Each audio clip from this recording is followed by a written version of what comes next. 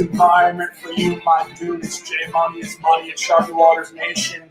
It is Thursday. It is NBA payday, the second episode of a million episodes. We're hyped to be here. J Money, how you doing today? What's going on, brother? Hey, everything going good, man. Hey, got the puppy right here. The puppy, he probably ain't finna have the show I probably talked to loud, man. Jasper, say what's up to him, man. Bring the good vibes to him. Jasper. Over there. Yeah, he crying right now, man. He like, man, this dude talk too much, man. Get him away from me, man. That's my guy right there. We coming the NBA vibes, man. Vibes with my guy here, Jay and the Shark. We here, one of the sharpest guys I know here, man. Sharpest minds, my guy here, my new acquaintance. Y'all know we're gonna be doing this all season, man, forever and ever. On and on, man. We building the empire here, my guy. We got the NBA music coming on. They can't copyright us, not a single word in there. YouTube, let us make it one time. I'm your host, J Money. That's my co-host, Shark. What's up, my guy? Everything good with you? Everything's excellent. I got my Knicks poster behind me. The best squad we've had in about 20 years. There's actually some damn upside to the franchise. The first time since 1997. Who would have thought we'd have that kind of hiatus? I'm feeling great. Thirsty Thursday, as I said. Cheers up, fears down. Drinks in the system may be coming later. I'm not sure. We got 5 games on the card today. A doubleheader nationally. First game, Miami-Houston. You got any comments on that? Yeah, the Miami-Houston, man, I don't have nothing on this. With line opened up at 3.5 for the Heat here. I mean, I agree with it coming back down. I can't say that the Rockets will really miss Christian Wood in this game. I do like the way they match up with. They are coming off 3 straight losses versus the Heat coming off 3 straight wins here. I really hate the fact that Wood's not here. They really need him to bang with Adebayo. Adebayo and Butler is their offense for the Heat right now. With them missing Dragic, they're a whole totally different team. You saw the Knicks there play it super tight a couple of times. Really just could have won at least one of those games, possibly went 2-0. We know the first one they lost by 6. That was a close one. They lost the last one by 2 in Miami. He hadn't necessarily been the great team on the road, as we know this back from last year. I'd like the Rice here. This is not super strong, no, Char. It's just a lean for me. I really do think this is a true 50-50 game, true toss-up. If Wood was in, I would be on, because that's the main thing, that the matchup wise, Bam Adebayo could really go bunkers tonight, especially on the boards. DeMarcus Cousins a tad slow to keep up with Bam Adebayo tonight, my guy. But yeah, I know you don't really have any looks on this one, brother. I know Blackjack from the show, he was on that first half under. Shout out to my guy Blackjack Fletcher. He was on that full game under. Real sharp thing I was talking about during the show, Shark, was that the full game total opened up at 218.5. It brought down to 215. He kind of caught them sleeping there. Sometimes the first half totals and first quarter totals not necessarily will move with the full game total. So that one came down 3.5 points. Still found some value with that 110 on that first half, and I think that could be a casher for him. Heat have been playing a lot of sticky defense. So Rockets playing slower pace as well, but Wall, they do kind of like to jump up there. I like the Rockets here. I mean, I must say, it's Rockets. Rockets are nothing for me in that one. What are you thinking about that first half line? I was just saying that where they can move the full game line, but the first half may not be affected too much. Shark, what do you think about that? Yeah, I think just in terms of overall market evaluation over the course of 10, 20, 50 years, they do move the game line a lot more. There's a lot more action on that. We talk about it a lot, and I think we're trying to make people focus more on looking at quarters and halves for the value of, as I said, the small window runs that do exist so frequently in the league. And I think it's more so just a large-scale market evaluation. That all being said, one comment I wanted to make on this particular game, it's really difficult for me to cap because Miami has been so lackluster all season. So even though they are 3-0 straight up and 2-1 against the spread last 3, they are still supposed to cluster coming up sustainably. I mean, you got to remember, this team went to the Eastern Conference Finals last year. They actually went to the NBA Finals last year. I think it eluded me for a split second because I forgot we actually had a Finals in Orlando. But truthfully, this is Finals hangover, number 1. It's COVID ambiguity, number 2. It's a bit of a lack of motivation, I think, just in their home stadium. No fans. They're not used to that. And it's an all worlds collide to come out flat. I think anybody could have told you they were going to come out flat this year. So they're supposed to continue to come up. They will get better. Houston did get that bump off the Harden trade. Obviously, the guys got insulted by James. I mean, he made a lot of comments that were just insulting their professionalism. They have played well since. They are coming off a blowout loss, which we had correctly with the Pelicans a couple nights ago. But, of course, that was a 3rd and 4 road back-to-back revenge spot. That was supposed to be a tank. Now they come back. And I think this is a nice buy low for Houston here. I think it's a short number. I think Miami should be heavier weighted, I should say, against this Houston group. If I had to take it, I would take Houston. But again, this is just a real tough number for me here. Exactly. Yeah, it's a tough number. And like I say, with it open at 3.5 and they coming down to 2, that really speaks volumes, in my opinion. The money's flowing in on the Rockets. They're shaded back up to Heat minus 2 with like the money. But I think this is a Rocket spot. Like you said, you can't really fade them. And even versus the Pelicans, with the team that they're having out here, that first half, John Wall, they didn't have Oladipo. It wasn't even a full score. So lately with the Rockets, and you really can't blame them too much for those games, when they have any type of back-to-back situation, they're going to flip-flop John Wall and Oladipo. The team there's no way in hell you can look at the team or cap the team the same when those two are out, because it's those two together when they've really been balling. Christian Wood as well, but him being out, they've actually shown they can win with Wall and Oladipo on the floor. Maybe Cousins sliding in for a little bit. So it'll be just interesting. The main matchup to watch in this game is Cousins versus Adebayo. Can he keep up with him?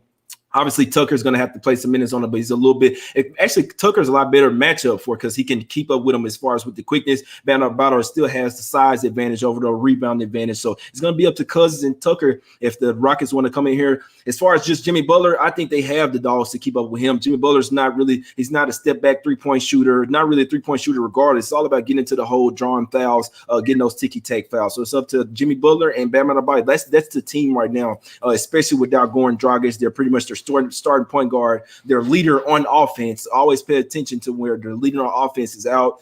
They're really lead to is the offense not being in sync, and they're really missing, because Hero's not a true point guard. Jimmy Butler's not a true point guard. They have Kendrick Nunn coming off the bench, but he's kind of hitting that wall there. But you said something there, Shark.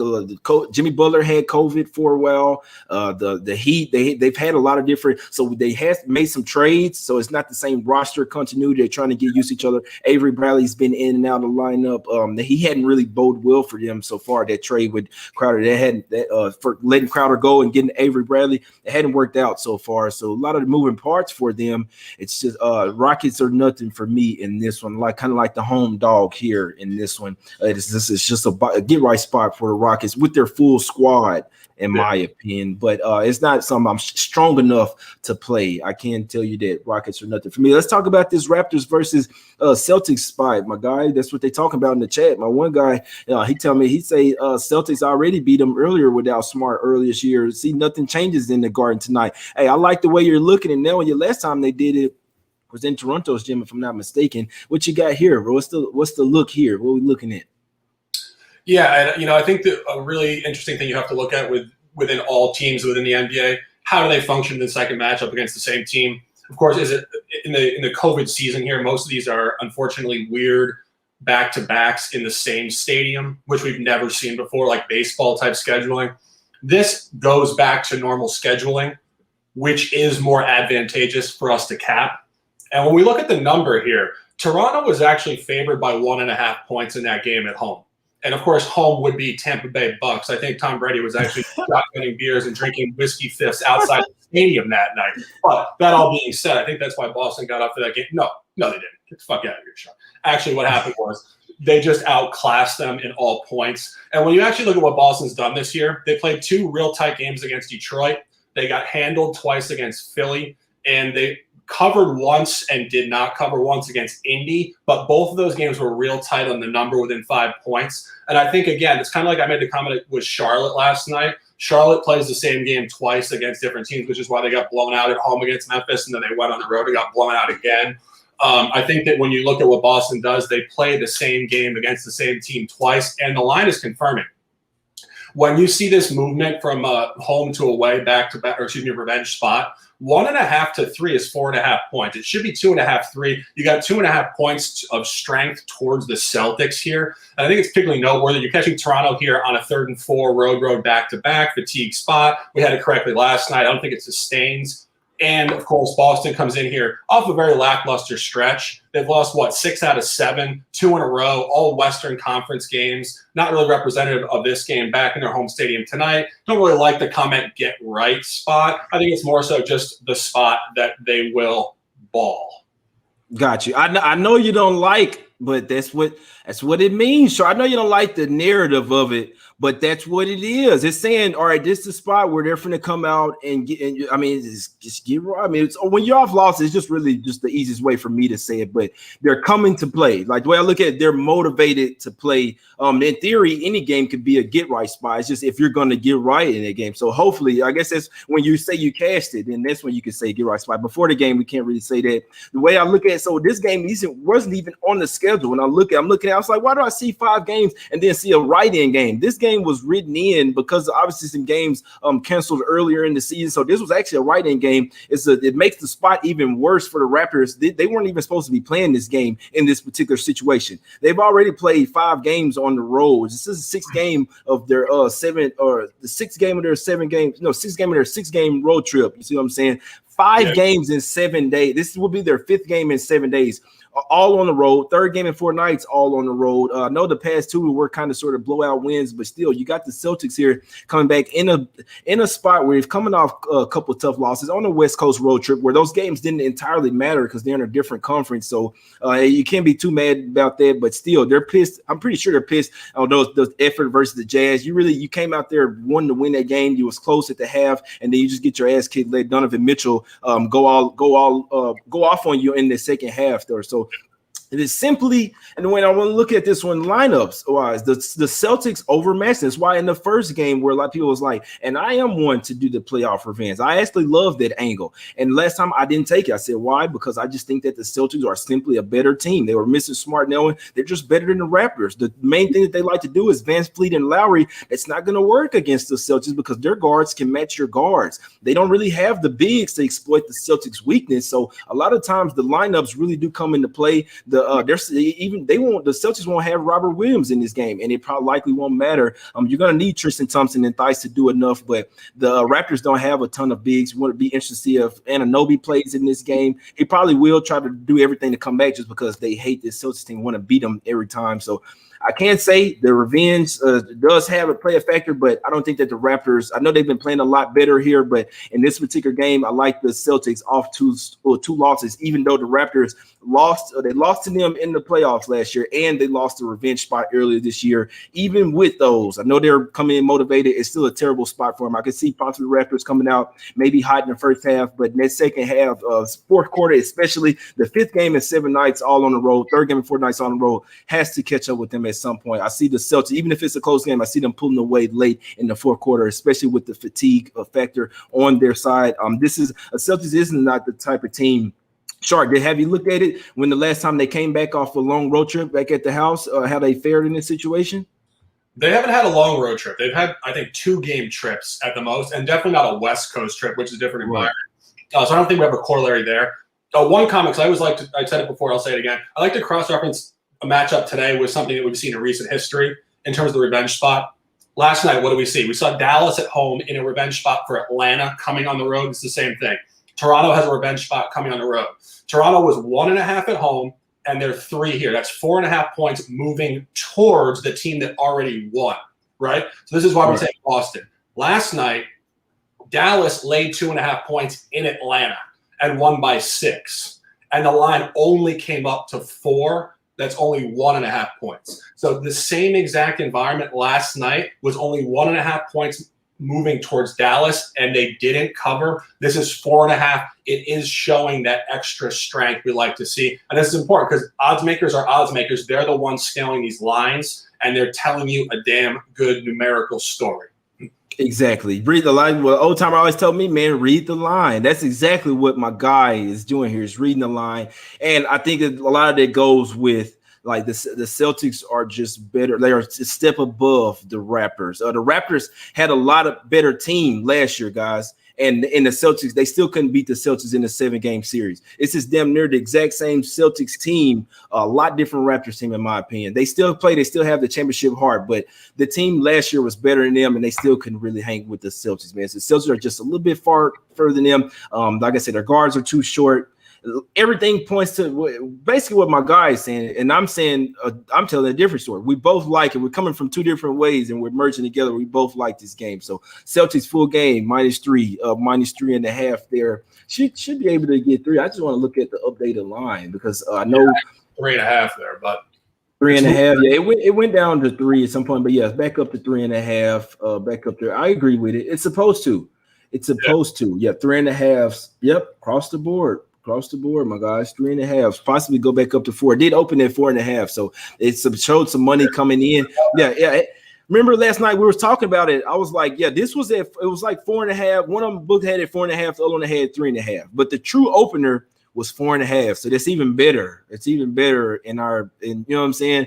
Well, we know I knew that some Raptors money was going to come back just for the simple fact that they've been playing well lately. Their form that they're in is going to be some, but I don't think a lot of people is looking at the five game in 7 days. That's a really tough spot if you ask me. All on the road, travel spot. It's a really tough spot if you ask me. I'm a basketball player.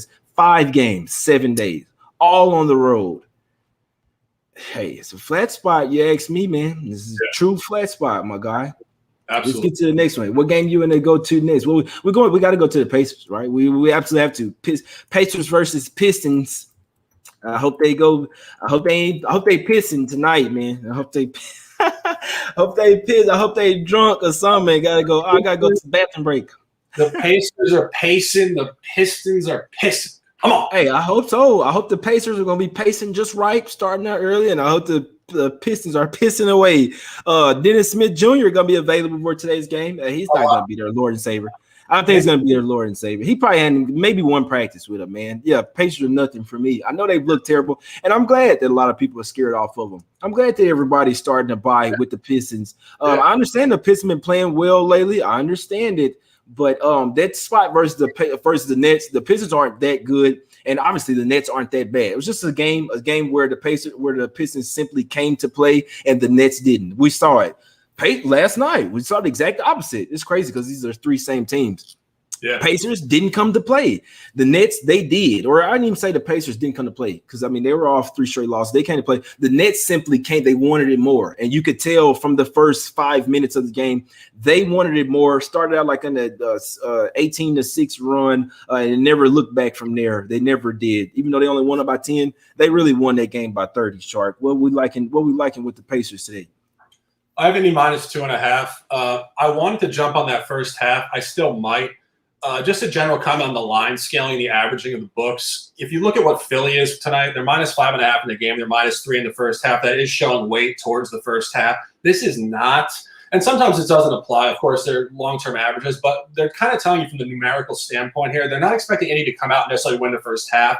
Another cross-referencing peripheral point, when I had Boston first half at Sacramento, it was the same thing. I thought Boston would come out. They did. They melted. They did not win the first half, and they covered the game.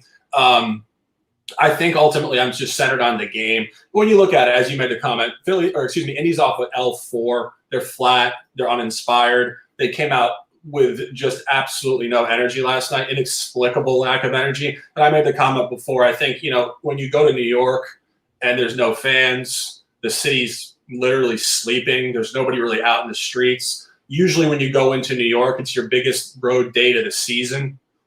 Maybe LA as well, but it's a huge point, emotional high. It is just flat out not right now. And I think these teams just can't get juiced up for the game. And you saw it. I mean, they were absolutely pathetic. They scored 32 points in the first half or something like that. And it was just a bloodbath. I think there's a good buy low in the first half from that standpoint. It's a great fate of Detroit, who did come out blazing hot against the Nets. But I do like the game. I prefer the game. And I think just a very interesting point on the scheduling here. Indiana has only played 2 road games in the division all year. They got blown out at Milwaukee, 130-110. This does not apply to the Detroit Pistons in 2021. They are not the Milwaukee Bucks at home. However, the second game of the season, Indy went into Chicago, who I think at least at that point in time, Chicago has shown a little bit better energy, was similarly weighted to Detroit, and they beat them 125-109 convincingly. And I think you're going to get a similar game to that tonight. I think they're going to score the basketball a lot more efficiently, and I think they're going to cover reasonably over the point of maybe 10, 12 points, something like that. I'm with you on that. And I know I wasn't crazy. We know we talked about this one last night. The way I'm looking at it, and I did see that it was the -1 the first half for the Pacers. I did hop on it. I'm on the full game as well, -2.5, which my guy is Sharky Waters Nation right away. Get out of water. They did only score. So I'll just break it down. Nets come out with an inspired effort as they should. So we can't I'm not degrading the Pacers too much. And I did watch that Jazz. I know, and it could have been a letdown. Some teams do have it. Is you play a really good game versus a top tier team, and you find a way to lose that one. Sometimes you can be somewhat let down the next game. Maybe there was some of the Pacers, but the Nets just came to play. I have to give them credit. They heard all the defensive talk. They were bickering and arguing, a lot of angst amongst themselves in their locker room talk. So they really came to play. I'm not putting that on the Pacers. They came out and scored 30 points in the first 24 minutes of the game. Yeah. Absolutely horrendous. They were down 62-30 at the half. Like literally, they showed plenty of fight coming back into the second half to make it respectable at 10. The way I'm going with my Sharky angle here. They looked terrible in the first half yesterday. They built some momentum up, start to play a lot better. If they play the way that they did in the second half, in the first quarter, first half here, I see them starting out, building the lead. This is simply a game where I see them building the lead, come out pissed off, and never looking back. I don't see them. I don't see this being a close game possibly in the second half. Why? Pacers have to come out and smack them in the first half. And so where they can not necessarily coast in the second half, but if anything, that's where their energy may be down the most in this particular spot. I see them coming out with more energy in the first half, putting this one away, and then where they could do just enough and get it done, still with a 10-point lead. I could see them coming out very motivated after being held to 30 points in the first half. I really see you was down 32 at the half. You can't tell me they're not coming out with fire and passion, intensity off 4 straight losses. They played a better half versus the Jazz. I think they were down by 1 possibly at the Jazz. I know it was at home, but you see the way the Jazz play right now. They're the best team in the league. They're playing with the best form. I'm sorry. And anybody, 15-1, 16-1 ATS last 17. This is even against his spread, guys. The Pacers just hung with that team. This is the team that just hung with them. I like the way they match up. I like the first half, -1. Indy full game -2.5. I don't give a damn who doesn't like it. Yeah, I think another point on that. I can't say I entirely, but I almost prefer the first quarter because I think the starters have to come out and set the tone here. The starters can't come out like they did last night and just be absolutely pathetic, putrid, whatever you want to call it, because then it leads into the second group. I think the starters really have to come out here tonight and set the tone. And I think the line is probably stronger proportionally in the first quarter than it is for the first half anyway. But is the first quarter a half or 1? I can almost guarantee you it's a 1, bro. Like they're not fucking around. I'm finna look at it because I like it. And I'm finna sprinkle on it because I like it. And just one more point too. If you go back on the schedule, this L4 is a little bit misleading. They did lose to Milwaukee. Again, Milwaukee at home. I think they were a back-to-back, 130-110. Mm-hmm. And they lost 2 really tight competitive games at home to West contenders. New Orleans, obviously, fringe contender, but definitely on an upward movement point. And that was a 1-point game just down the stretch, 114-113. And then, of course, they got, outclassed, I guess you could say, against the Jazz. The Jazz just are better straight up at this point in time. And then they had 2 full nights off. They played on the 7th and the 10th. So you have to ask yourself, off of 3 straight really tough contender type of games and then 2 full days off going to New York in the middle of a quarantine, it really was the ultimate letdown point. And I don't think they're going to be fatigued because they've had a lot of time off in the last 3 or 4 days, if you really go in that window. So I don't necessarily see a fade down the stretch here at all. I think it's going to sustain for 48 tonight. Exactly. I can't tell you. This is a game where I don't see them fading. It's just where, like I say, just the law error. They have more energy in theory off of back-to-back. They have more. The main thing is that they're going to have energy, like you say, they cut off 2 straight losses. But the main thing, they're coming off that for one terrible start to yesterday's game, and they built the momentum in the second half. So I'm looking for them to bring that through for one, to have a better first quarter, first half, to bring that momentum through from yesterday's game and to put this one away early to fucking bust their ass. Yeah, it's -0.5, but it's shaded. You know what I'm saying? It's shaded juice for the -0.5. But yeah, I like all 3 of them, man. Like I say, man, I like the spot for them. They are the better team. I know the Pistons came out hot last time. They're looking good as of late, and we saw it plenty of times, bro. Something that I've been seeing, sometimes when the team doesn't or they perform well, have a really big game on the first game back. So the Pistons were off a 4-game road trip. They lost every single game. Played really tough. I mean, even took the Lakers a double overtime. They came back to the house, only 1 day rest or whatever. Came back to the house, got up for that game versus the Nets, which you're supposed to. But sometimes we see that second game be the letdown game after the long road trip. Yeah. This is what I see tonight. L4 Pacers, Pace City tonight. Fuck all this shit, man.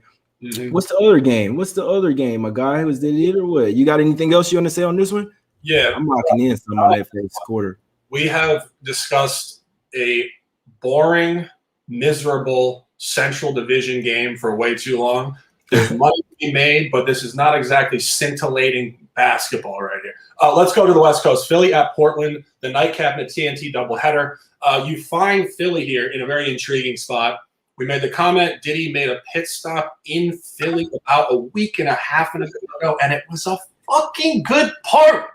And ultimately, they come back in here. Now, Diddy is not in Portland tonight. I can assure you of that. Philly comes in here in a very insulted environment. They're going to want to come out and juice it up. Also, what do you find here? Portland is not sustainably good in the first half at home at all. And they covered the last game off a road trip, 31-19 first quarter against Orlando. I think that's more so on Orlando just being really consistently terrible in all environments. And I think when you really look at this here, I think Philly comes in here and wants to really come out and set the tone first quarter and second quarter.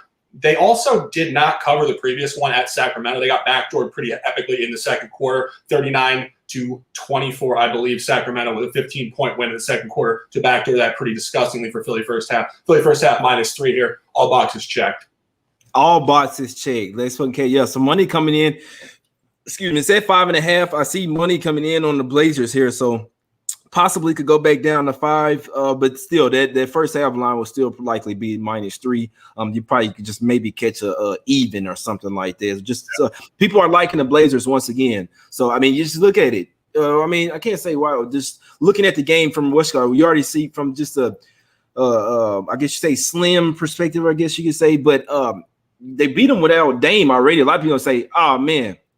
They beat Dame already. Beat them without Dame. It's gonna be easy tonight. I'm taking 6 Portland Blazers money line. So I can see it. I can see why you guys think it's easy, but just know that the 76ers are coming tonight. They got full squad. They're 14-0 when they got all 5 of their starters in. Backup point guard is out, Shake Milton, but they'll be all right here. They'll be all right, guys. The 76ers are coming tonight. They're motivated. I think they'll smack them up in the full game as well, but first half's definitely the stronger spot. Like I said, they're 14-0 with this starting 5 out here. It could be a close game late. Dame always seems to have a big game against them for some reason. Even the beat writers, I'm listening to him talk about the game. He say he still think Dame's going to go off for 30 or 40, but that doesn't mean that the 76ers are going to lose. You see what I'm saying? Dame has to do everything for this team right now. You slow down Dame or even keep him around 25 points, and you can blow this team out with ease. I'm telling you guys. And, the point, if you really – I just made the point, but going through it, if people want to go through the games, there's obviously not a ton of games to look at. I think there's maybe like 10, 12 games. Portland is really not sustainably good in the first half at home at all. The last really good first half they had at home was against the Knicks. And, the Knicks and the Magic are a similar opponent type. They're a mid to lower graded Eastern Conference opponent that doesn't score the basketball very well. And the last time before they just annihilated Orlando in the first half that they really blew somebody out in the first half, it was against the Knicks at home. And they came out the next game and they got throttled in the first half by, I believe, Oklahoma City. Again, Oklahoma City, not Philadelphia 76ers, but revenge game, number scaling towards it. I think it's a really nice spot here in the first half for Philly. It's a lovely spot, man. I'm just trying to look up some props real quick, man. I want to see what the props is for Embiid or the points or something because, Embiid versus Cantor, you talk about an absolute mismatch. Good God almighty. And Embiid definitely has to come out because you was in the game, man. So I know Ben Simmons, we have to say, Ben Simmons didn't play last game. Somebody try to tell me, oh, that's why they got – just stop it, bro. It was not because Ben Simmons did not play. Embiid played. He had like 37 points. They weren't locked in mentally. So Embiid, you really got to come out with some motivation, man. Y'all just came and smacked this up in our house. We got Strike. I was telling people on the show, I was joking with them that Embiid probably told some of his family members or whatever to go and take Blazers money line. Like people have probably been asking him for money. He don't want to give them no more money, but whatever money you got, just go throw it on Blazers money line. We're gonna lay down for y'all tonight. So that's what it looked like, my guys. But just saying, but yeah, tonight Embiid's going. He's going off. Dame is 32.5. It's a bit high. They're going to be looking to shut his ass down tonight. I can tell you that for sure. Embiid, though, somebody bring up the Embiid? Well, I think Sean B says 30.5. I know I was trying to find it. Embiid is going off tonight, guys. I'm telling you, nobody to stop him out there. What you about to say? Yeah, and one more thing. This is totally off the cuff. I don't have the schedule in front of me. I'm trying to get it, but the internet in Florida is lagging yet again. Unbelievable. Anyway, I do think that if you go back the last couple seasons, Philly at Portland, I recall watching Philly come out really well at Portland last year or the year before. Of course, they only play there once a year, but I think that applies. I mean, it's the same general group. It's Dame, Dolan, McCollum. Carmelo, I don't think was on the team last year at that point in time. Of course, the role players have come in and out. But again, it's the Rose Garden. It's in Portland. It's how you travel. It's how you motivate. And they motivate better with Doc Rivers than they did last year anyway. And I think they're going to come in here. And I think it's going to be a high-scoring first half, too. I think they're going to actually try to really track meet this one up. Exactly. Yeah, I can see it, man. The 76ers are light years better defensive team than the Blazers as well. So they got really they have the more fluid offense. They run more offensive sets. With the Blazers, it's pretty much Jeremy Grant over 31.5 points, rebounds, and assists. Jay, I couldn't talk you off that. He's their best player by far. He's their vocal point on the offense. He's the ones that's going. But yeah, like I say, Blazers, Dame Lillard is pick and roll. It's pick and roll with him. He's shooting a three off the pick and roll. He's either trying to get fouled or he's either going to throw his body in. You got to be ready. You really have to blitz them on the pick and roll. That's what you have to do. Blitz them all the way. I'm talking about to them there where they finna have a backcourt violation, man. But we'll see tonight. I'm on 76ers -3 with my guy. We're looking to go undefeated tonight. Like honestly, I don't see anything can happen. Nothing's guaranteed, but I don't see us losing. These are these spots. Everything, the numbers, the narratives, everything points there. Motivation, the main thing, motivation, because when you don't have a lot of fans here, the motivation is the thing, my guys. That's what I'll be looking at. The Jeremy Grant points, rebounds, assists. I can see that cashing for you, my guy. I could definitely see that cashing for you. You want to look at Embiid tonight? Points, rebounds, assists of 43.5 points, rebounds, assists for Embiid. I see it hidden.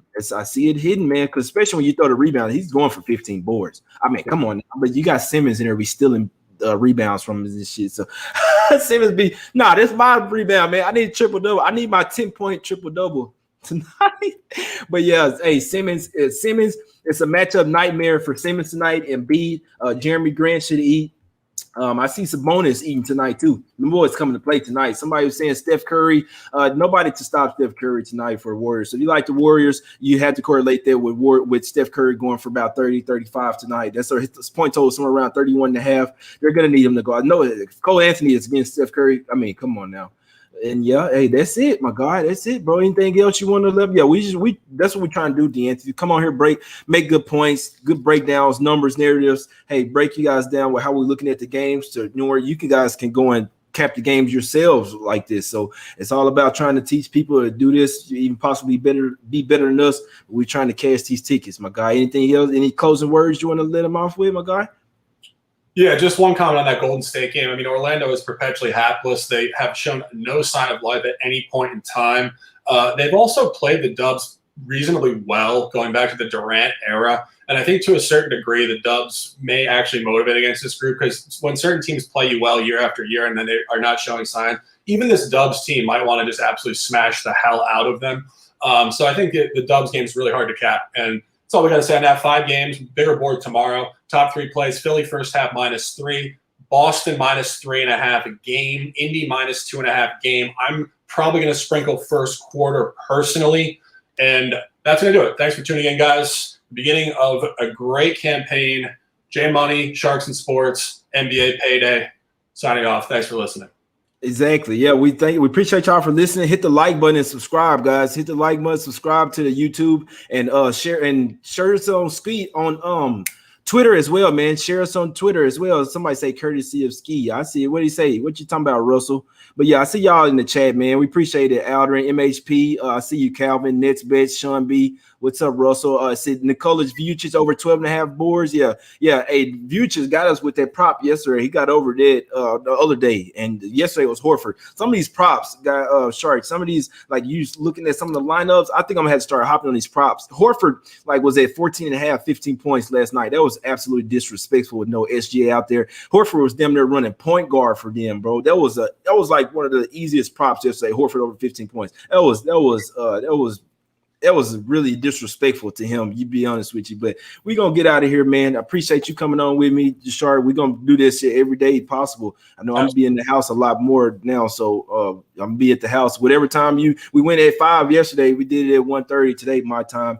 Every day, bro. Whatever time you want to do it, we in here. Y'all hit the like button, subscribe. We finna get out of here. Go and share the retweet on Twitter as well, my guys, if you can. We gone. Jay and the Shark. Payday with Jay and the Shark. Let's go undefeated today, man. Let's go.